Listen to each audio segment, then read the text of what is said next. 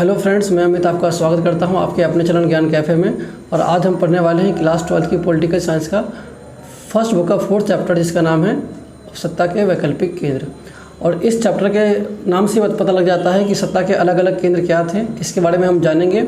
और मुख्यतः हम ये जानेंगे कि अमेरिका के समक्ष किस प्रकार से इन सत्ता के वैकल्पिक केंद्रों ने एक चुनौती पेश की हुई है वर्तमान में भी, और जब इसे बना था तब से ही।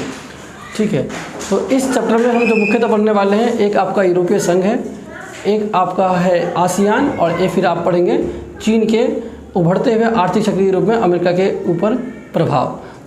तो सबसे पहले हम पढ़ते हैं यूरोपीय संघ के बारे में। इससे पहले जान लेते हैं कि यूरोपीय संघ बनना किस प्रकार से बना है।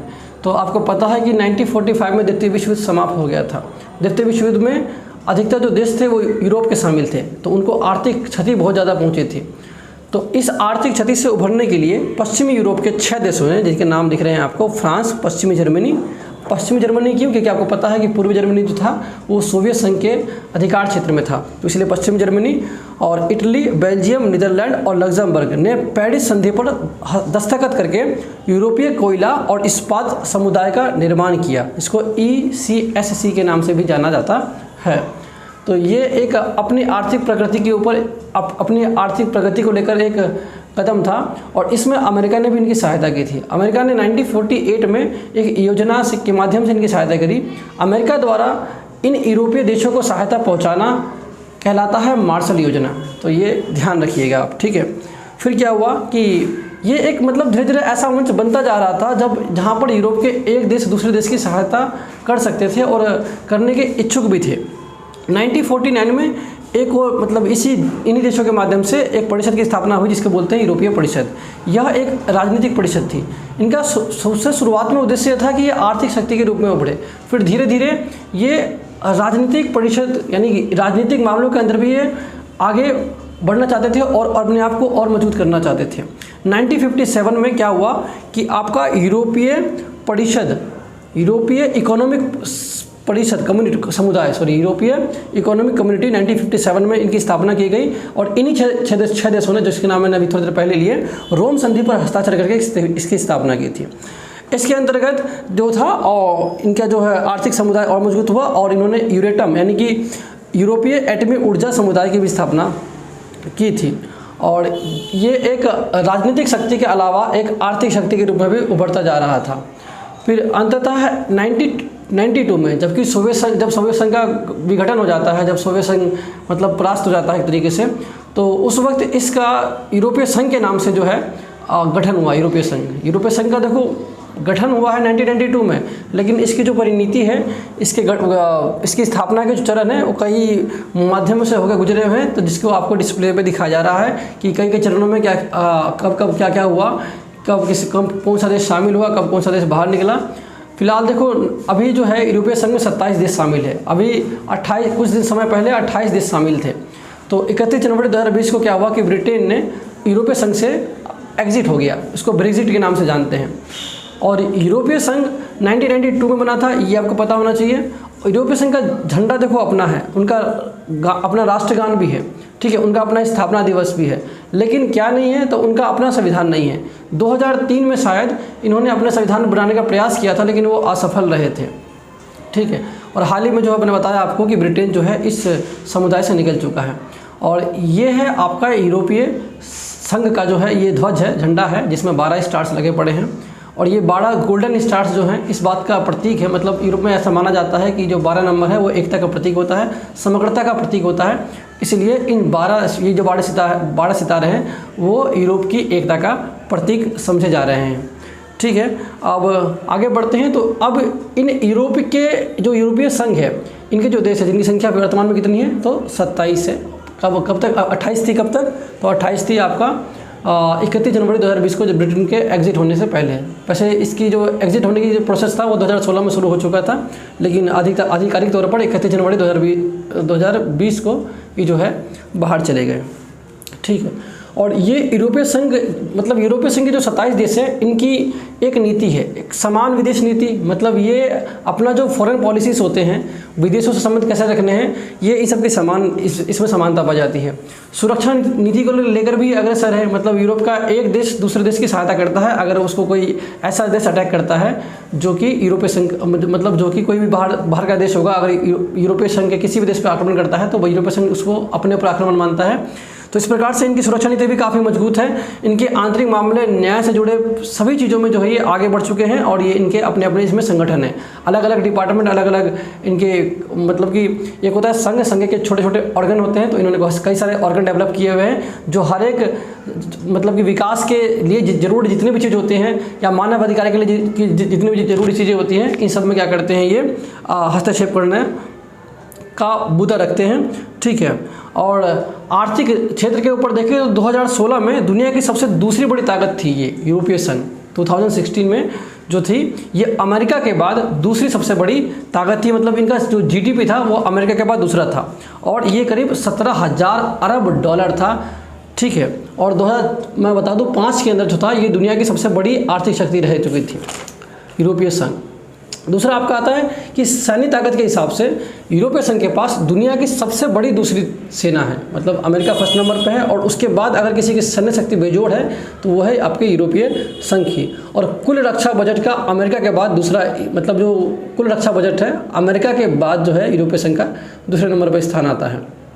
ठीक है। और अमेरिका का देश है यूरोपीय संघ का एक सदस्य देश है फ्रांस, पहले ब्रिटेन भी था।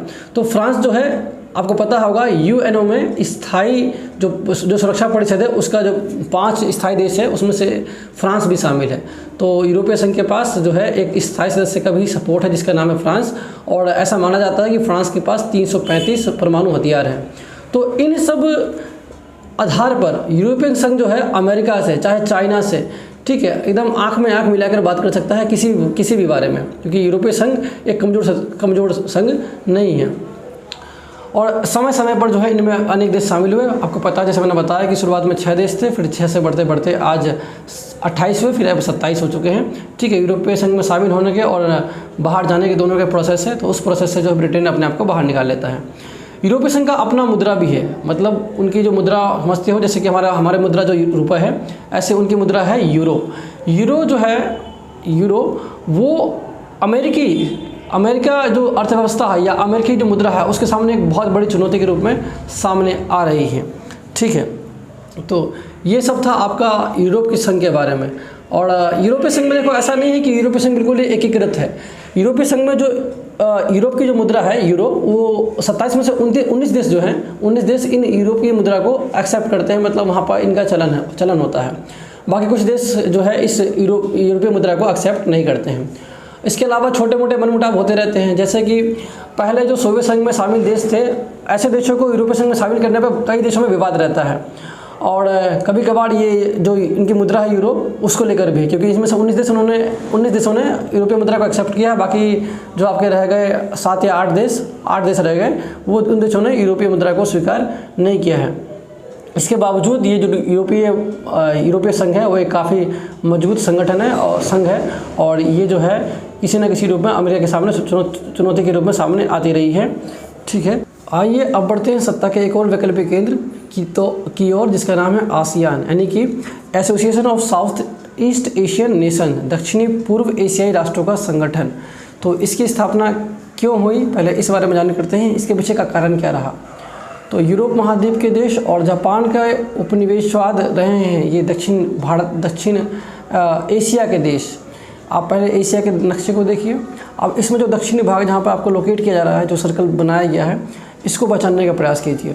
और यहाँ पर जो अधिकतर देश है, इन देशों के ऊपर यूरोपीय महाद्वीप के देशों ने शासन किया है, इनको अपना उपनिवेश बना के रखा था। तो जब तक ये उपनिवेश रहा तो उस वक्त क्या परिस्थिति थी कि इनके जो दक्षिण एशिया के राष्ट्र जितने भी देश थे, उनके आर्थिक संसाधनों का अच्छी तरह से इस्तेमाल किया इन विकसित देशों ने। ठीक है। और उसके बाद जब द्वितीय विश्व युद्ध समाप्त हो गया और ये जो राष्ट्र थे जब आज़ाद हो गए अपने उपनिवेश से, तो अपने साम्राज्यवाद की जो नीति जो है इससे जब ये आज़ाद हो गए तो इनके पास अनेक चुनौतियाँ सामने थी। जैसे कि एक हो गया आपका राष्ट्र निर्माण, यानी कि देश को कैसे निर्मित करना है, देश को कैसे आगे बढ़ाना है। दूसरा आपका आता है आर्थिक पिछड़ापन, कि क्योंकि इन देशों ने हमारे आर्थिक संसाधनों का बहुत अधिक दोहन कर दिया था, यानी बहुत अधिक इनका इस्तेमाल किया था, जिसे मतलब कि जितना इस्तेमाल नहीं भी करना चाहते उससे अधिक कर लिया था। क्योंकि किसी भी संसाधन का अगर आप एक समय पर उससे मतलब जितना लिमिट है उससे अधिक अगर इस्तेमाल करते हैं तो ये जो है किसी भी देश के लिए, चाहे विश्व के लिए सही नहीं है। तो दूसरा कारण ये था। तीसरा था गरीबी झेल रही थी ये दक्षिण एशिया के राष्ट्र, तो इससे भी निपटना था। इसके अलावा जब द्वितीय विश्व युद्ध समाप्त हुआ था तो शीत युद्ध का जोर चल रहा था। अब किसी एक गुट में शामिल होने का दबाव भी जो है इन सबको झेलना पड़ रहा था। ये सब कारण ऐसे थे जिसने क्या किया कि दक्षिण एशिया के अनेक देशों को एक साथ लाने में मदद की, ठीक है। और इसी के चलते आसियान की स्थापना हुई। कहाँ पर हुई? तो 1967 में बैंकॉक में हुई। बैंकॉक घोषणा पत्र पर दस्तखत करके आसियान की स्थापना हुई थी। इनके सदस्य देश 5 थे। इन 5 के नाम इस प्रकार से हैं: इंडोनेशिया, मलेशिया, फिलीपींस, सिंगापुर और थाईलैंड, ठीक है। और आसियान का प्रतीक चिन्ह का क्या है? तो धान की 10 बालियाँ। ये धान की 10 बालियाँ जो है ये 10 देशों को दिखाती है आसियान के। पहले तो इनकी सदस्य संख्या 5 थी, अब इनकी सदस्य संख्या 10 है। बाद में जो देश जुड़े हैं इनके नाम आपको देख सकते हैं यहाँ पर आप इसकी अपनी स्क्रीन पर। इसका जो हेडक्वार्टर है वो पड़ता है आपका जकार्ता, जो कहाँ है? इंडोनेशिया के अंदर है, और इंडोनेशिया की राजधानी भी है। इसके उद्देश्य क्या क्या हैं? तो आर्थिक विकास को तेज करना, सामाजिक व सांस्कृतिक विकास करना, और कानून का शासन इस प्रकार से करना कि जो यूएनओ है, संयुक्त राष्ट्र संघ है, उसके कानून का हनन भी ना हो, और उसके द्वारा जो दिखाया गया मार्ग है जिससे मानव के अधिकारों का जो है सम्मान हो पाए, और लोकतंत्र की ओर बढ़ा जाए। मतलब कि वो सारी नीतियाँ अपनाना जो संयुक्त राष्ट्र संघ गाइड करता है किसी भी देश को उन्नति की ओर ले जाने के लिए, इस पर ध्यान देना। और सुरक्षा व विदेशी मामलों में तालमेल बनाए रखने के लिए 1994 में क्या हुआ? 1994 में आसियान ने क्षेत्रीय मंच ARF की स्थापना की गई। आसियान का कोई बड़ा मोटिव नहीं है यूरोपीय संघ की तरह की एक बड़ी आर्थिक शक्ति के रूप में उभरना है। इसका जो है सकल घरेलू उत्पाद काफ़ी कम है। ये आपका कह सकते हो अमेरिका, यूरोपीय संघ और जापान, इन सब की तुलना में है ये आर्थिक शक्ति उतनी उभरी हुई आर्थिक शक्ति नहीं है, लेकिन इसका प्रभाव बहुत अधिक पड़ता है। आसियान आर्थिक समुदाय का उद्देश्य आसियान देशों का साझा बाजार है, उत्पादन का तैयार करना है। मतलब कि आसियान जो है अपने सदस्य देशों को एक ऐसा बाजार देना चाहता है जहाँ पर वो अपना सामान बेच सकें, एक मतलब मेल मिलाप की नीति से। ऐसा नहीं कि ये मतलब कि अपना इंडिविजुअल विकास करना चाहते हैं दक्षिण एशिया के जो राष्ट्र हैं किस प्रकार से प्रगति पर जाएं, आगे जाएं, तो उनके लिए एक साझा बाजार, एक शेयर मार्केट, मतलब कि आप कह सकते हो कि आप अपना आयात और निर्यात दोनों जो है मुक्त बाजार के रूप में, मुक्त रूप से आप इनमें सेल कर सकते हैं, चाहे खरीद सकते हैं, ठीक है। और आसियान जो है टकराव की नीति को नहीं मानता। मतलब वो अगर किसी भी 2 देशों में विवाद होता है तो ये नहीं चाहता कि उन दोनों देश लड़कर या किसी भी मनमुटाव से उसको सुलझाएं। तो ये चाहता है कि बातचीत का जो तरीका है आसियान का, ये अपने आप में एक फेमस तरीका है, और जो इस मतलब कि किसी भी 2 देश के बीच या किसी भी राष्ट्र या संघ के बीच में अगर मेल मिलाप की बातचीत से अगर कोई सोल्यूशन होता है तो ऐसे सोल्यूशन को बोल देते हैं हम आसियान वे, क्योंकि यह आसियान की एक प्रमुख नीति है जिसकी जो सराहना होती है पूरा विश्व करता है। और ये एशिया का एकमात्र ऐसा क्षेत्रीय संगठन है जो एशियाई देशों और विश्व राजनीतिक और सुरक्षा मामलों पर चर्चा के लिए राजनीतिक मंच प्रदान करता है। तो आपने देखा कि इस प्रकार से एक ऐसा मंच है, मतलब दक्षिण एशिया के जितने भी देश हैं, चाहे एशिया के जितने देश हैं, वो अपनी सुरक्षा नीति को लेकर या अपनी किसी राजनीतिक नीति को लेकर इस संगठन में बातचीत कर सकते हैं और इसमें अपने जो विचार है वो इसमें डाल सकते हैं। आसियान मतलब एक बढ़ता हुआ एक अच्छा संगठन है। तो इस प्रकार से जो है हमारा ये आसियान का जो टॉपिक है वो समाप्त हो जाता है। हाल ही में 2018 में जो है नरेंद्र मोदी जी की सरकार के अंतर्गत आसियान में नई दिल्ली के अंदर एक समिट हुई थी। तो उस समिट की जो फ़ोटो है आप देख सकते हैं, जिसमें से आप उस वक्त जो है 10 देशों के लिए 10 टिकटें जो हैं लॉन्च की गई थी, और ये आपके सामने जो उनकी फ़ोटो आ रही है। अब ये पहला पार्ट था हमारा इस चैप्टर का। सेकंड पार्ट के लिए कुछ समय लगेगा, ठीक है। तब तक के लिए आप समय विदा चाहता हूँ। अगर आपको